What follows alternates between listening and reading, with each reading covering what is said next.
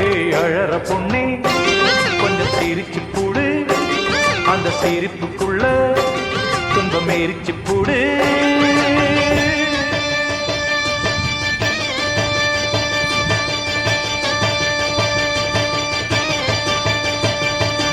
ஆத்தி வாடையில பட்டமரம் கோடையில கொழுந்து விடாதா,